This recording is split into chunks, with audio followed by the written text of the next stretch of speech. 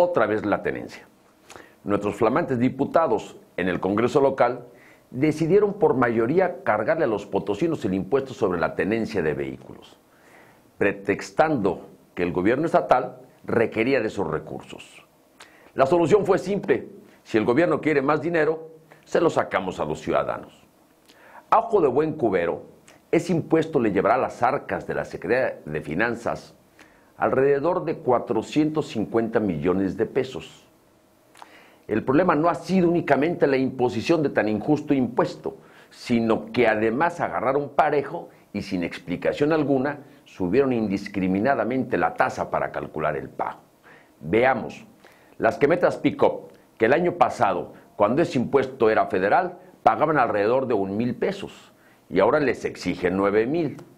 Automóviles cuyo costo en factura original oscila en 400,000 pesos, la cotización del impuesto es cerca de los 20,000, cuando antes el cobro se calculaba alrededor del 1% del valor original del vehículo.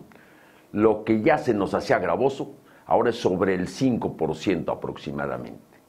Es decir, no solamente pusieron el impuesto a rajatabla a espaldas de la gente para quedar bien con el Ejecutivo, sino que además lo incrementaron de una manera indiscriminada. Muchos estamos sumamente molestos, primero, por la forma como lo fraguaron y segundo, cómo lo aprobaron. Ni la Secretaría de Finanzas ni los diputados tuvieron conciencia para exentar de ese pago a aquellos que utilizan los vehículos como medio de trabajo. Por eso, ahora se presentan las consecuencias de una pésima labor de diputados inescrupulosos, insensibles y agachones. Se supone que el Congreso debe ser el contrapeso del Ejecutivo para evitar excesos. Sin embargo, en este caso operaron como cómplices. Ambos se pusieron de acuerdo y perjudicaron a la gente. No se preocuparon porque ese impuesto fuera proporcional, como lo ordena la Constitución, sino que aventaron la piedra y escondieron la mano. No estoy en contra de que se busquen mayores ingresos para el Estado. Creo que es una obligación de cualquier gobernante, pero no debe ser sobre la base de gravámenes injustos. Entiendo que a nadie le agrada pagar impuestos, menos aún aquellos que provienen de un origen viciado. Eso molesta hasta al contribuyente más cumplidor de sus obligaciones fiscales. No hay que olvidar que solamente del impuesto a la gasolina que corresponde a la entidad se obtiene una suma de alrededor de 500 millones de pesos, es decir, superior a aquella derivada del impuesto vehicular. Cada mes llueven las críticas y quejas contra el gobierno federal por el gasolinazo, pero no se repara en el hecho de que los ingresos por el aumento de la gasolina van directamente a las entidades federativas, en donde los gobernadores utilizan a discreción y con una gran opacidad esos recursos. Más aún, en los últimos años el presupuesto estatal se ha adicionado de 24 a 28 mil millones de pesos, alrededor de un 16%.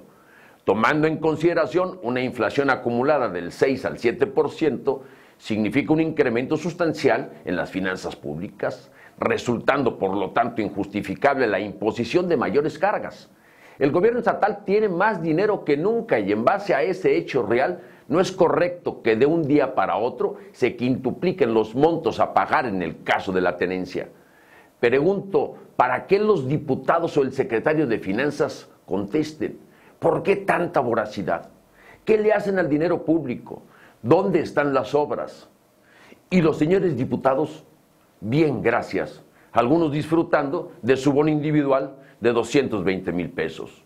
A ellos es a quienes hay que pedirles cuentas, a esos diputados que se olvidaron de proteger el interés general en aras de retacar de dinero ciudadano la cartera del gobierno estatal.